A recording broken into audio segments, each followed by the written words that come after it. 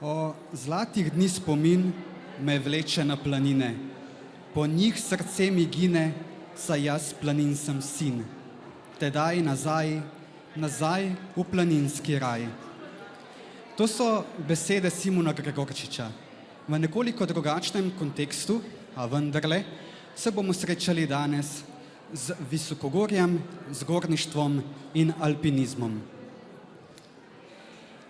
Na tem dogodku, ki ga predstavlja Celjska Mohorjeva družba, vrh zares dosežeš šele, ko se srečno vrneš k vznožju, se bomo danes soočili z avtorico tele knjige, ki jo imamo tukaj pred seboj, Let plašnega krokarja.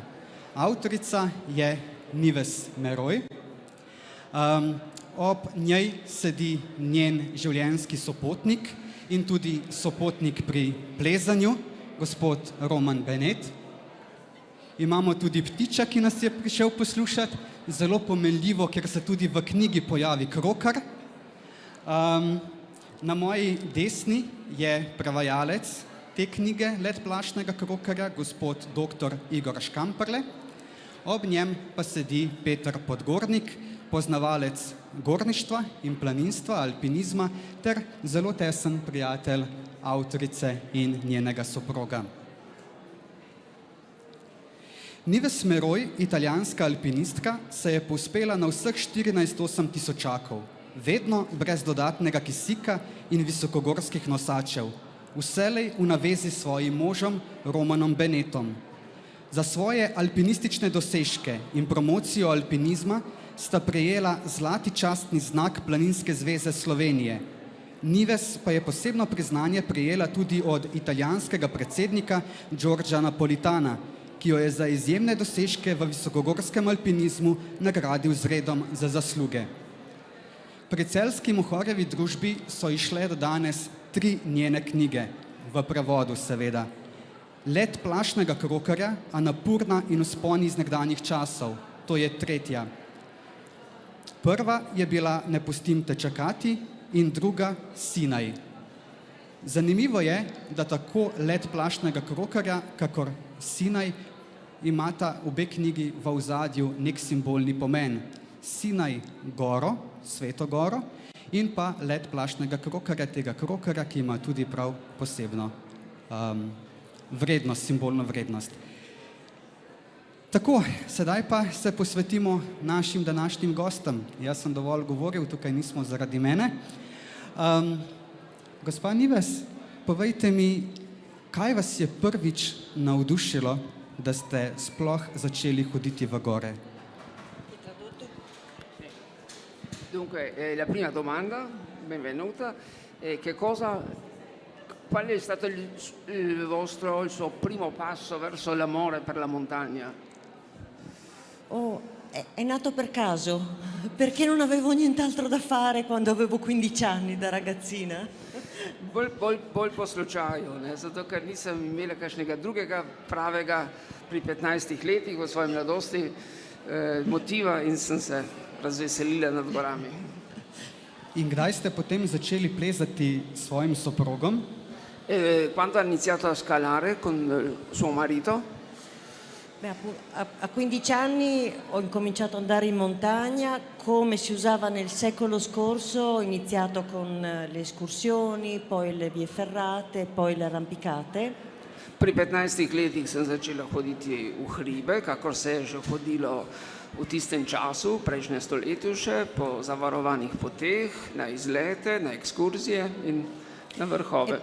E poi a 18 anni ho conosciuto Romano e secondo me con il pragmatismo tipico di voi maschi, lui ha pensato bene che piuttosto che perdere tempo ogni fine settimana a cercare un compagno di cordata, poteva fare comodo una morosa sempre disponibile. Pri 19 letih sem spoznala Romana, ki je bil navdušen gornik, potreboval je tudi zanesljivega soplezalko in tako sva spletla prijateljstvo tudi v svoji vlogi soplezalke. Pa ste si na začetku predstavljali da bo vaš plezalni partner postal tudi življenjski sopotnik v zasebnem življenju, torej kot mož. E ha immaginato che all'inizio compagno di cordata sarebbe diventato poi anche il compagno di vita di tutta la vita, il marito. Ma è successo, come la nostra attività alpinistica è nata veramente un passo dopo l'altro e quindi è nato così. Šlo je kar precej spontano, korak za korakom sva se vedno bolj približala in se povezala. Pa je lažje plezati v navezi s svojim možem, kot pa če bi bil nekdo, s katerim ne bi imela intimne zveze. È più facile scalare col proprio marito o sarebbe forse più facile avere solamente un compagno di cordata? Specialmente quando si salgono gli 8000 metri è importantissimo non sprecare fiato perché non ce n'è e quindi il fatto di conoscersi è senz'altro un aiuto. Ja. Če se intimno poznaš, je posebno na visokih gorah, na 8000-akih, je bistveno lažje, ker tam itak ni veliko zraku, zato tudi ne moreš prav veliko govoriti in kričati in je lažje, če si z nekom, s katerim se tudi duševno poznaš. Poi però succede anche che si riesce a portare le stesse dinamiche di casa anche a 8000 metri e quindi con l'allenamento abbiamo imparato a litigare anche in cima agli 8000. Je pa res, da svojo dinamiko, svoje načine obnašanja iz svojega skupnega doma preneseš potem jasno tudi na odpravo v visoke gore in sva se s časoma z vajo naučila se kregati tudi tam gor, na visokih gorah. Kako pa je s strahom? Se vam je kdaj zgodilo, da vas je bilo strah za svojega moža, bolj kot zase?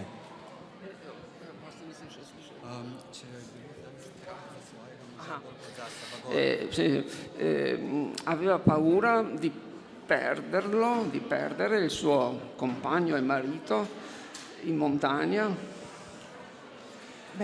Sì, naturalmente la montagna è un ambiente a cui bisogna avvicinarsi per gradi con consapevolezza, soprattutto con consapevolezza del rischio, e quindi bisogna essere responsabili di vivere e quindi essere consapevoli che l'obiettivo principale è quello dell'integrità della cordata e quindi logicamente il pensiero c'è sempre, però appunto proprio in questa maniera, con consapevolezza, con buon senso, con responsabilità, si cerca di contenere quelli che sono i rischi. V gorah je tako ali drugače vedno nevarno, zato gora sama zahteva, da se ji približaš zavedajoč se, z zavestjo o vedno možni prisotni nevarnosti, se pravi, da pristopaš z neko odgovornostjo, ki je predvsem odgovornost naveze skupne obeh, partnerice, s katerima pač si v gorah in s to zavestjo, da se zavedaš razumno nevarnosti, skušaš tveganje zmanjšati čim bolj na minimum. Ali bi lahko izpostavili en sam dogodek iz gora, ki se vas je najbolj dotaknil, ki vam je najbolj ostal v spominu? Potrebbe scegliere un episodio singolo che è stato così forte che si è incorporato nell'anima. Un episodio forte singolo. È difficile perché ce ne sono ovviamente tantissimi. Sì, da quando siamo arrivati in cima al Kanchenjunga dopo la malattia di Romano, quindi sono questi episodi che rimangono fissati. Un altro episodio che ci è rimasto sicuramente fissato nel cuore è quando siamo arrivati in cima al K2 ed eravamo completamente soli, io e Romano, non solo sulla cima del K2 ma su tutta la montagna, perché le altre spedizioni pensavano che non fosse possibile salire in cima. E quindi da quel momento l'abbiamo chiamato il nostro K in due. In due. Torej, ja, težko je izbrati en sam dogodek, tak, ki bi se mi tako močno vtisnil, ker jih je bilo več. Spomnim se posebej, ko sva prišla na vrh Kanchenjunge, to je tretji najvišji vrh sveta, po Romanovi bolezni in je uspel se rehabilitirati in sva prišla na vrh tega visokega 8000-čaka. Kot neko zadoščenje veliko, ko sva ga to doživela. Potem drug tak dogodek pa je bil, ko sva se znašla sama na vrhu druge najvišje gore na svetu, to je K2, ampak nisva bila samo sama na vrhu, ampak na celotni gori. Sva bila še edina sama človeka in zato praviva, da to ni samo K2 ali K2, ampak K v dvoje. Kako pa ste se počutili, ko ste končno dosegli to magično mejo 14-8 tisočakov? Che sensazione ha avuto quando finalmente è riuscita col compagno a salire tutti i 14 8.000, quando ha concluso la collana? Beh, è stata sicuramente un'emozione molto forte. Perché ci abbiamo, contrariamente a quello che succede adesso, che gli 8.000 vengono saliti in 6 mesi, ovviamente questo vuol dire un differente approccio all'alpinismo, ma per il resto noi ci abbiamo impiegato invece 20 anni, più di 20 anni, e quindi è stata sicuramente un'esperienza importante proprio per la nostra vita. Però è stata, come abbiamo detto, e come lo è per tutti noi alpinisti, noi che andiamo in montagna, è stata solo una tappa del percorso.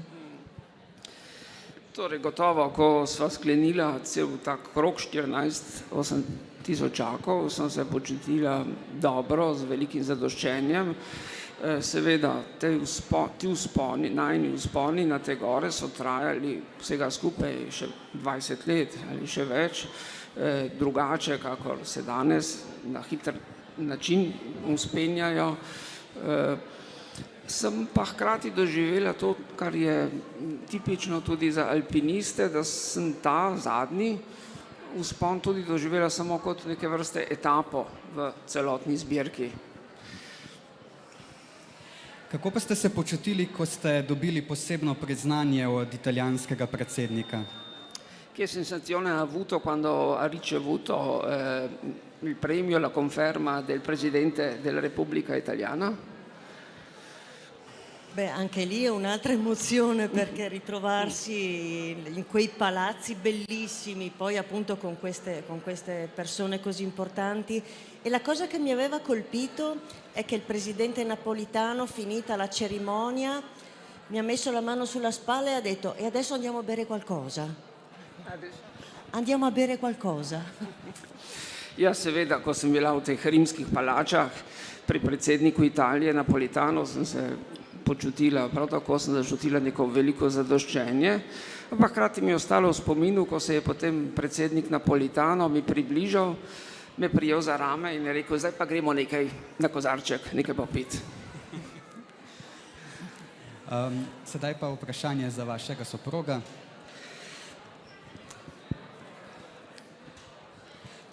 Kako je plezati z ženo v navezi?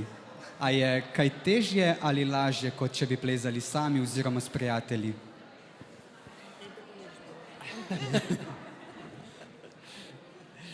Ne, kaj bi rekel?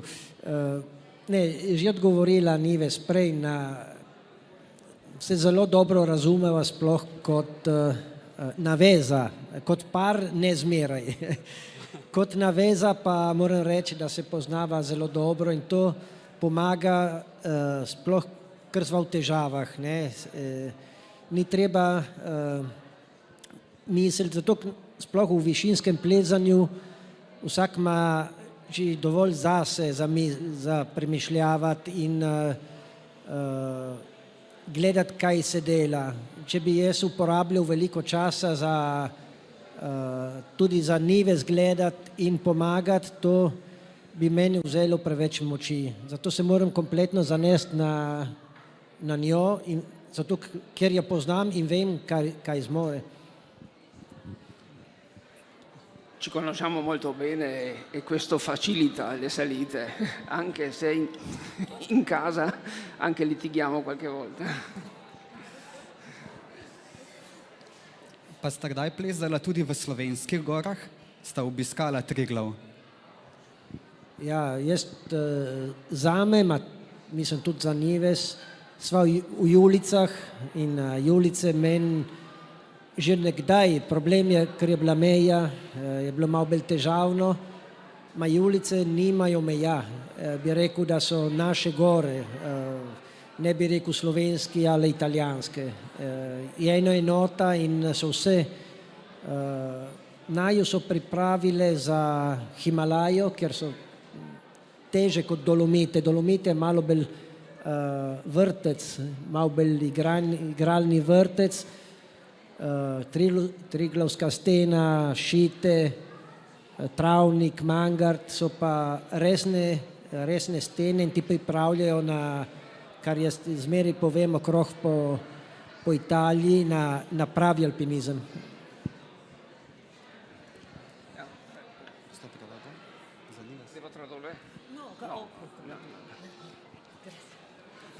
Katera gora na svetu pa je na vas pustila največji pečat? Katero goro bi recimo še enkrat obiskali, če bi jo lahko? Verjetno jo boste. Bi rad šel skoraj vse 8000 bi še rad še enkrat priplezal in to je samo denarni problem, rečemo, ker je možnost odpreti nove smeri. Bi bilo treba imeti ogromno denarja in veliko časa in to zmanjkuje, zato leta gredo gor in čas, tudi na ta položaj se čas zmanjkuje. Lepo bi bilo še kaj narediti s severne strani Kančanzenge, če bi dali dovoljenje za plezati. Je skoraj celotna stena še prazna in ima veliko možnosti. In če bojo odprli, do zdaj je prepovedan plezanje na te steni, če bi odprli, bi pa sigurno še poskusil. Ok, najlepša hvala. Sedaj bom vprašal vas, gospod Podgornik. Kdaj ste spoznali Nives in Romana? Kakšen je vaš odnos z njima? Z Nives in Romanom se poznamo skoraj 40 let in imamo stike ali fizično, da se srečamo pri njih ali pod Mangartom dostikrat, oziroma včasih po telefonu pa po mailu. V glavnem poznamo se dolgo in dokaj dobro in imamo čudovit odnos. Smo prijatelji, ki smo skupaj tudi nekaj splezali. Ona dva sta takrat, ko je pred 40 leti na severni strani malega koritniškega Mangarta prišlo do ene tragedije, kjer je umrl moj brat dvojček Pavle in Tamara Likar. Takrat smo začeli tam organizirati plezalne tabore vsako leto in tudi ona dva sta prišla iz strani Klub Alpino Italijano, ki so nas prišli zmeraj obiskati, pozdraviti, sta prišla tudi ona dva. No in enkrat, bilo je točno 38 let nazaj, en dan prej sem lezel z Miheličem, s Tinetom, sva lezla Florianinijevo smer. Tisti dan zvečer so nas prišli oni obiskati in jaz sem tako rekel, Nives, sem rekel, kaj pa če bi šla midva plezati, in sva se naslednji dan zmenila in v steni Mangarta splezla eno čudovito smer, ki se imenuje Flamingo. To je prav nalašč tega, sem si dal danes ta pulover, ki se nanaša na tisti čas, ker tudi ta zgodba njena iz te knjige govori o nekih starih časov, to je bilo takrat. In mi od takrat imamo dober raport, Tudi takrat, ko je bilo njim najbolj hudo zaradi Romana, ko je imel velike probleme, smo bili v kontaktu. Tudi ko je ležal v bolnici na oddelku, kjer ni smel imeti dobenih obiskov, sva bila na vezi preko elektronske pošte. Tako da ja, stik z njimi imam, ne to vsaki dan, v življenju je pač tako, da ni potrebno, da vidiš in slišiš vsaki dan nekoga. Važno je, da takrat, ko ga srečaš, da si res prijatelj in tudi če enkrat na leto se slišiš, si lahko vesel. Hvala. Hvala vam.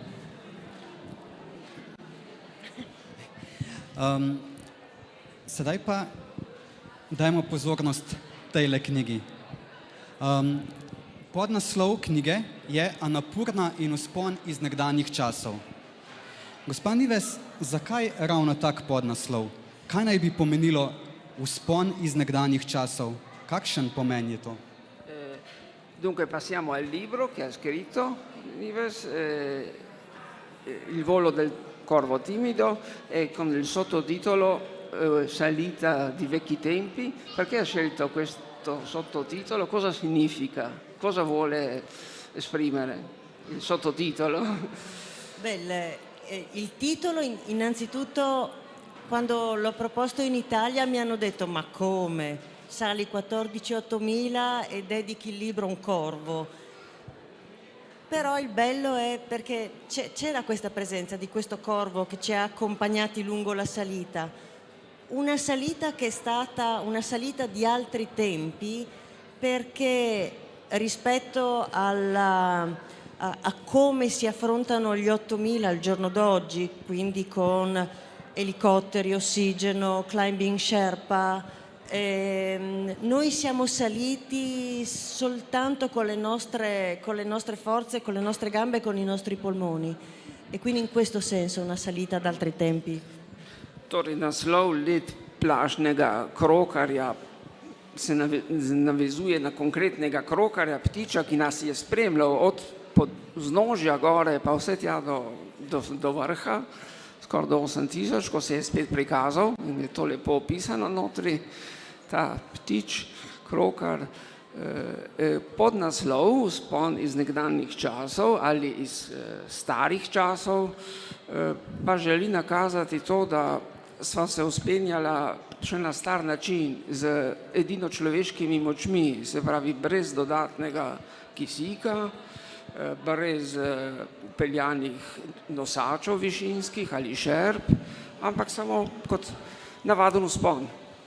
In to je posebej v primerjavi s sodobnimi oblikami vzpenjanja, ko je vse nekako že načrtovano, z umetni kisik, nosači, in se mi je zdelo, da je ta prispodoba lahko primerna kot stari vzpon iz nekdanjih starih časov z naravnimi, osebnimi človeškimi močmi. Ko je bil omenjen krokar, ki pravzaprav predstavlja rdečo nit te knjige in ki predstavlja simbol svobode, naj vam preberem kratek odlomek, da si boste lažje predstavljali, kakšno veličino ima ta krokar. Dobro, naj bo, nared sva, ob 8.30 kreneva. Navezana napredujeva in se levo-desno izmikava razpokam, da bi našla prehod tja čez, do vznožja ledne strmine, ki vodi do srpa. Zrak je suh, brez vonjav, slepeče sonce grize prostor, negibna tišina objema ta otok praznine. Zaslišiva rahlo šelestenje in dvigneva pogled. Glej ga, naš plašni krokar. V sončni svetlobi se njegove peruti kovinsko svetlikajo. Negibna krila prežejo zrak. Spretno koristi termični zrak. Sledeč najinim stopinjam se je dvigal sem gor. Zdaj kroži in naju opazuje na tanki nitki meje z nevidnim svetom. Naglo zavije in nama za hip izgine izpred oči. Potem se spet prikaže. Oh, ti, ki jih poznaš, pokaži nama vrata, kjer se vstopa. Torej, Traduco, ha letto Sì, devo tradurre. Ha letto un pezzo, metà pagina sul corvo timido che gli è venuto a salutare sotto la cima, verso la cima. Torej, ta zgodba, ta prikaz krokarja, ki vaju je spremljal, ko sta se vzpenjala na goro, ima poseben pomen. Jaz osebno sem začutil, da gre za pomen svobode. Torej, alpinisti ste ujeti v gorah, ker ste odvisni od vremena, od snega in podobno. Krokar pa je vedno svoboden. Ali je to res? Sem prav razumel? Kako ste si vi predstavljali krokarje?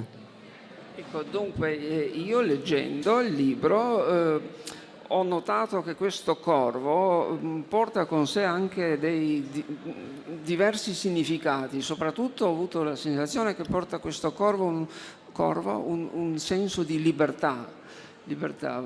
Voi alpinisti siete così, in un modo o nell'altro, sempre condizionati dal tempo che fa, dalle condizioni della neve, dal ghiaccio, dalle temperature, mentre il corvo sembra è sempre libero. Beh, intanto il corvo qui nella nostra cultura ha un'accezione un po' negativa perché si dice il corvo del malaugurio che porta sfortuna, mentre nelle altre culture, anzi al contrario, è un messaggero, quasi un tramite con il soprannaturale. Ed è una presenza costante che ti accompagna durante le spedizioni, perché addirittura salgono fino a 8.000 metri loro. Torej, tu v naši zahodni kulturi v Evropi ima krokar, tudi kar je črne barve, ima ponavadi tak negativen prizvok. V drugih kulturah ga gledajo malo drugače. Moram pa reči, da nas konkretno res ves čas na tej odpravi na Annapurno spremljal ta krokar in pomislite, da je prišel celo gor na višino 8000 metrov, ko sva se vzpenjala na vrh in zakrožil nad nama. Ogni tanto una presenza un po' da prendere con attenzione perché quando sali lasci poi la tenda alle volte con dentro i sacchi a pelo, il materiale e anche un po' di viveri, però loro sono così furbi che intuiscono, sentono che dentro c'è del cibo e quindi possono anche farti dei disastri per riuscire ad acchiappare. So pa seveda, ko bi rekel, tudi na nek način ti lahko škodijo, zato ker ko se vzpenjaš, pustiš šotorček, v šotorčku pustiš spalno vrečo, pa tudi nekaj živeža, nekaj hrane in seveda krokar zavoha in ve, da je v šotoru tudi hrana in lahko vdre noter. Quindi è una compagnia, ti fanno una compagnia ma è un po' interessata la compagnia da parte loro. Ja, taka posebna družba. Pa se vam je kdaj dogodilo, da vam je kakšen ptič pojedel hrano? Recimo v tem primeru krokara. È successo che il corvo ha mangiato qualcosa del vostro cibo? Urca sempre.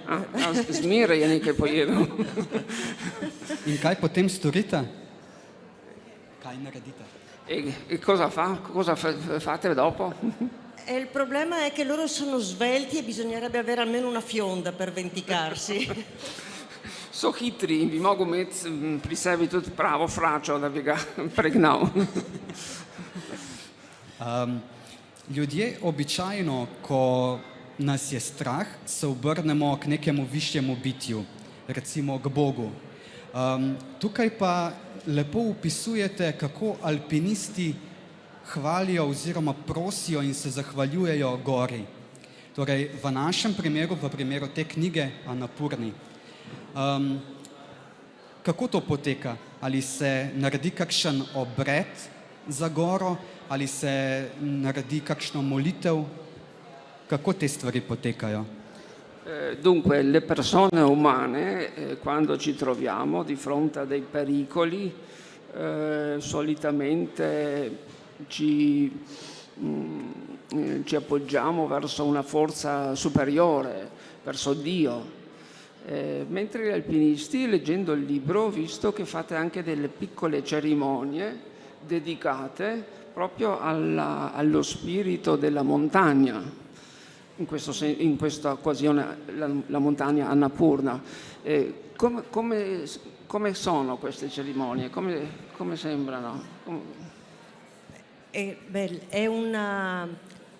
Nella religione dei popoli Sherpa le montagne non sono solo dimora degli dei, perché in tutte le culture gli dei vengono sempre messi in alto,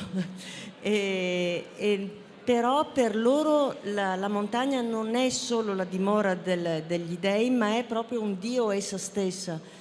E difatti come l'Everest è la dea madre della terra, l'Annapurna è la dea dell'abbondanza, quindi quando arrivi ai piedi di una montagna in Himalaya, per prima cosa devi ingraziarti la dea e per cercare che non ti colpisca con la sua ira, e quindi gli devi fare questa cerimonia, questa puja. V vseh kulturah bogovi živijo nekje v višini, visoko v višinah, tako tudi pri Šerpanih, ki živijo v vznožju Himalaje. Oni razumejo, pojmujejo goro ne samo kot bivališče bogov, ampak gora sama, visoka gora je ona sama božanstvo ali boginja. Everest, na primer, ima njihovo domače ime, pomeni boginja mati zemlje. Mati zemlje, Sagar Mata. Annapurna pa pomeni boginja izobilja. Zato je prvi korak, ko alpinisti pridejo z namenom, da se bodo povzpeli na to visoko goro, je prva gesta, prvi korak ta, da pripraviš nek skromen obred, kjer se najprej zahvališ gori in jo prosiš, njeno božanstvo, da ti dovoli, da pristopiš v njeno bližino. Ste pa v knjigi Annapurno poimenovali boginja dveh obrazov. Zakaj?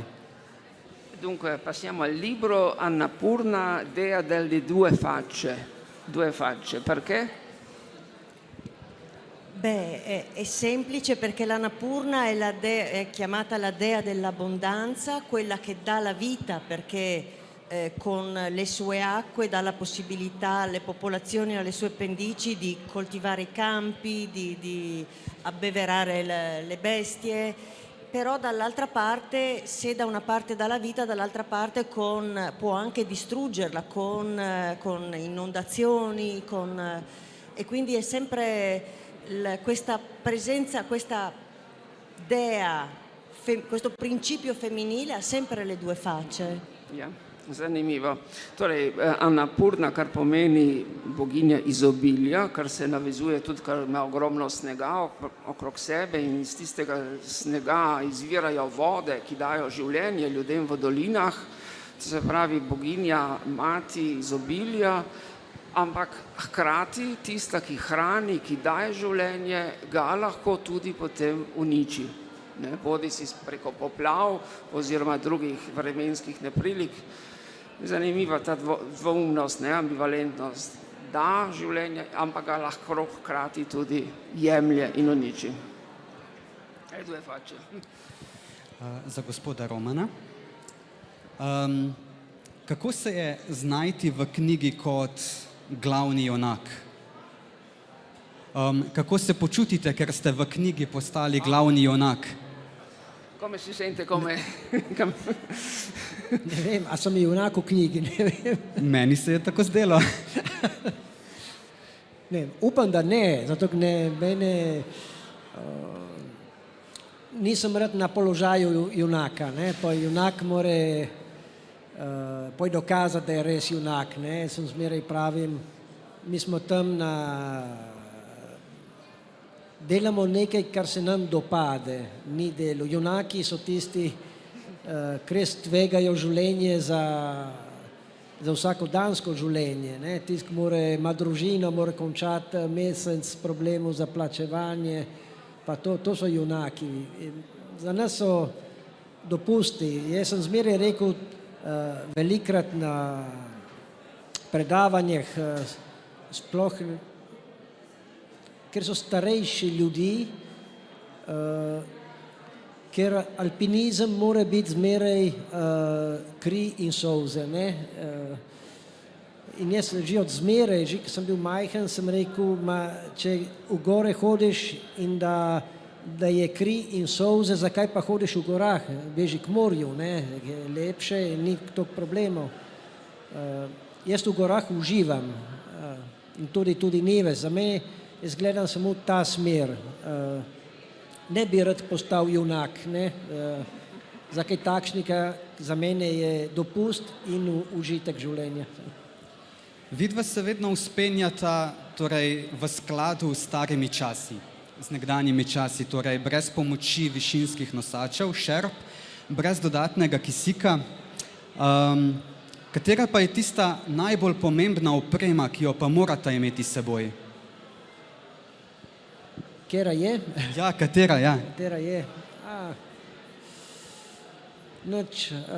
Potrpežljivost. Kaj pa imata v nahrbtniku? V Šotor nahrbtniku, verjetno? Kar se pa materialne stvari tiče, nima toliko stvari in še zmeraj je pretežk, samo ni tako težk, kot se je govorilo enkrat, težki nahrbtniki. Mi dva sva letos prvič, v vseh letih greva v Himalaje, sva pogledala, koliko je bilo težak nahrbtnik. Jaz mi se zdi, da sem imel okrog 19 kil in Nives 16. To, ko sva se vračala, sva imela vse not. In ni nič kaj posebnega, ne? Je en šotor, spalna vreča, nekaj materijala, večinoma materijala se oblečeš, dereze, cepin, en kos štrika, pa tiste pločevinke gasa, normalno za tako vzpon na Napurna, ki je trajal veliko dni, sva rabila sem 3 pločevinke in drugega pa nič, se topi sneg med potjo in za jest pa zelo malo. Normalno mi ostaneva zunaj, tukaj je trajalo več, kot sva mislila, je trajalo 5 dni vse skupaj, za jest sva pa imela mogoče 2-3 kile živila sabo. Kako pa je s stranišči v Visokogorju? V knjigi se pojavi zelo zanimiva anekdota. Kako je, ko je po noči treba na stranišče in potem zapade sneg? Ni velik problem, ker dehidratacija je tako visoka, da lahko pozabiš, greš mogoče enkrat vsake 2 dni. In življenje se spremeni v višini. Nekateri pravijo, je kot tisti gredo v vesolje. Ne? Poraba energije je zelo velika, dobava energije je zelo mala, zato tudi druge potrebe pa ni. Ne? Najlepša hvala.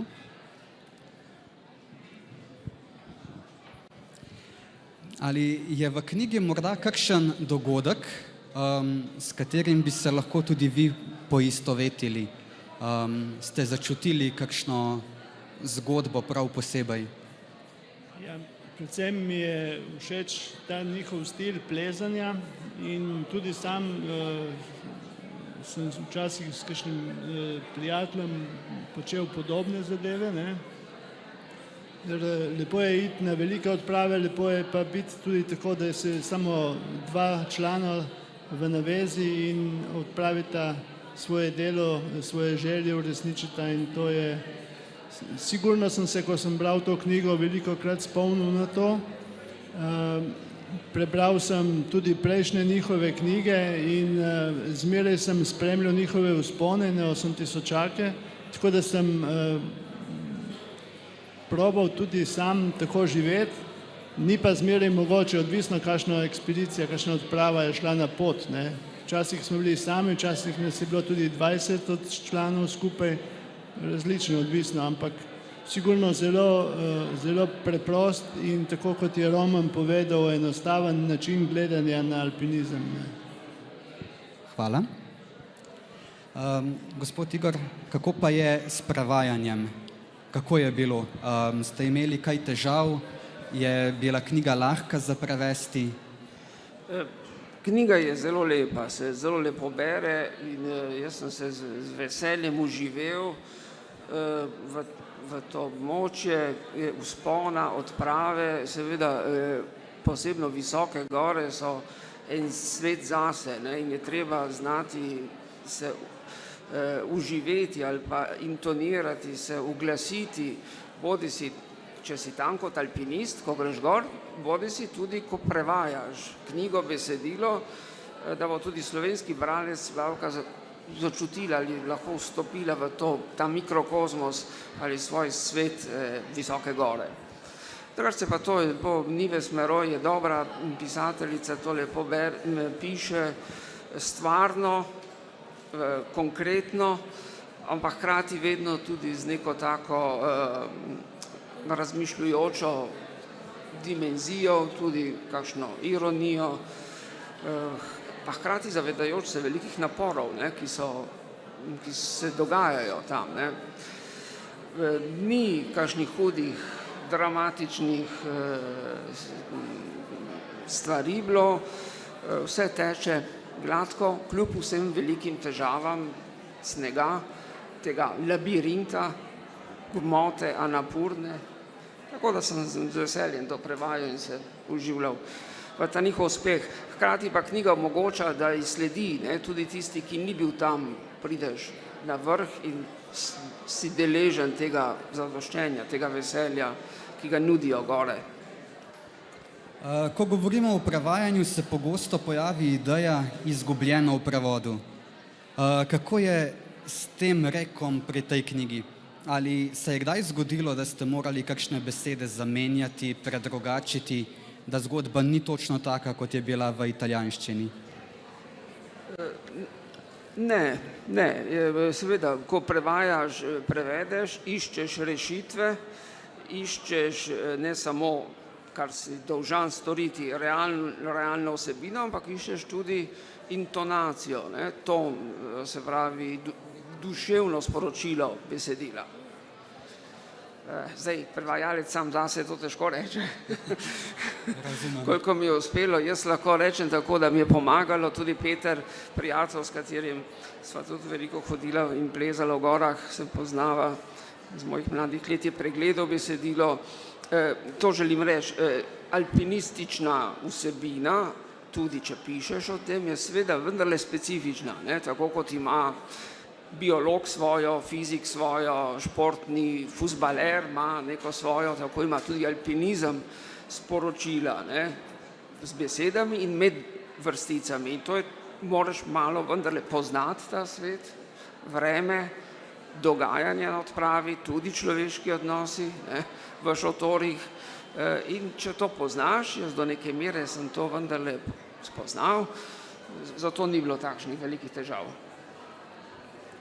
Super. Sedaj imamo še toliko časa, da si pogledamo fotografije, ki se odvijajo na našem PowerPointu. Gospa Nives, tukaj vidimo fotografije iz knjige, ki smo jih objavili tudi v knjigi. Kaj lahko poveste o njih? A se vam zbudijo kakšni spomini? Vam je kakšna od teh fotografij najbolj blizu? Dunque, come vede, abbiamo a disposizione anche delle immagini. C'è qualche immagine attraverso la quale può raccontarci ancora qualcosa, qualche sentimento, qualche esperienza? Questa qui, c'è? Da. Questa. Nasza druszczyna. Questa perché... Dunque, l'Annapurna è una montagna, pur essendo un 8000 basso, chiamato basso, è una montagna estremamente pericolosa perché è proprio affacciata sulla pianura, quindi è esposta a tutte le perturbazioni e questo fa sì che ci siano grandi quantità di neve, quindi rischio di valanghe, di crolli di seracchi. Torej, čeprav je Annapurna med nižjimi 8000-čaki, 8050 in še nekaj, je pa to zelo nevarna gora. Ima na severni strani polno ogromnih gmot snega in ledu, serakov, različnih nevarnih snežnih prehodov in je torej to zelo, v tem pogledu zelo zahtevna in nevarna gora. E quindi al campo base ci siamo ritrovati solamente in 6 a V tentare baznem di taboru se salire. nas je pa znašlo samo 6. Smo se znašli v baznem taboru na začetku v 6. Ed eravamo, non ci conoscevamo solamente uno degli altri alpinisti. In se med seboj tudi nismo poznali, samo enega od teh drugih alpinistov sva midva poznala že odprej, drugih pa ne. Ed eravamo in 3 stagionati, io Romano e questo alpinista spagnolo, e poi c'erano 3 giovani di 30 anni alla prima esperienza su un 8000.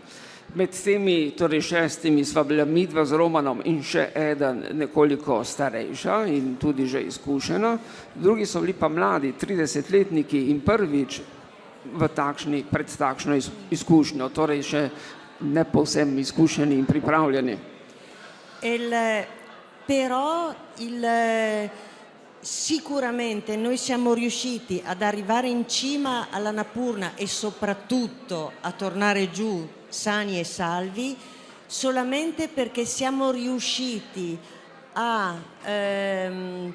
smussare, diciamo, gli spigoli e a unire le forze, unire i talenti e solo così, solo grazie a questo siamo riusciti a tornare giù sani e salvi. Torej, ne glede na te različne štartne pozicije ali pa izhodišča, tudi glede naših izkušenj, nam je uspelo, da smo prišli vsi skupaj, vseh 6 na vrh in tudi varno nazaj dol, kar je bistveno, ampak to pa po zaslugi, da smo uspeli razviti med seboj, malo obrusiti robove in se intimno, torej se pametno povezati in v tem sodelovanju pri vzponu in pri spustu. E difatti quello che sicuramente la montagna ti insegna è che si vince o si perde insieme, però non solo sulla montagna, ma anche nella vita di tutti i giorni. To je pravzaprav tisto temeljno sporočilo, ki ti ga posreduje gora, velja pa nasploh, in to sporočilo je, da človek zmaga vedno lahko skupaj. Človek zmaguje vedno lahko skupaj s sodelovanjem. To velja tako na visokih gorah, kakor se mi zdi tudi v vsakodnevnem življenju. In pa še zadnje vprašanje za oba dva. Kakšen je vaš naslednji cilj? Torej naslednja gora, ki jo mislite osvojiti? La vostra prossima meta. La vostra prossima meta. Beh, speriamo di ripartire perché dopo gli anni di pandemia incominciamo a scalpitare come... Želiva si še vedno spet oditi naprot, posebej po teh letih zdaj virusne pandemije, kaj ti začenja že malo tako živčno stopicati v hiši.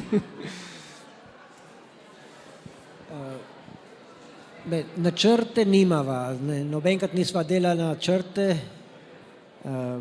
Januarja začela pogledati malo okrog, kaj se lahko da narediti.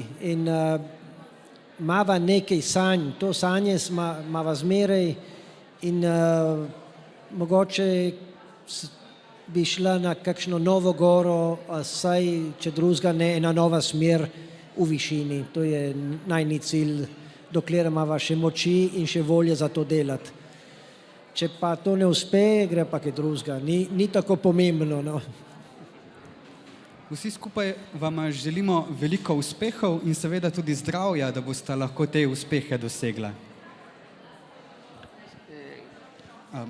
Vsi skupaj vam želimo veliko uspehov in zdravja, da boste lahko uspehe dosegli. Dunque tutti quanti vi auguriamo salute anche in futuro e qualche prossima ascensione che riuscireste a compiere. Speriamo. Lepo bi se zahvalil današnjim gostom. Grazie. Volevo aggiungere una cosa. Ja. Volevo dire che così come in Rada vicini che dodana, montagna ja. Prego. si raggiungono insieme gli obiettivi, io e Romano siamo davvero contenti e quindi vi ringraziamo per aver pubblicato questo libro che è nato dalla collaborazione di tutti noi e quindi davvero grazie alla nostra squadra. Torej, dovolite mi še zadnjo besedo. Rada bi se zahvalila založbi, da je izdala to mojo knjigo, prevajalcem in vsem skupaj, kajti ta knjiga je se rodila tudi v slovenščini z sodelovanjem nas vseh skupaj. Najlepša hvala. Grazie.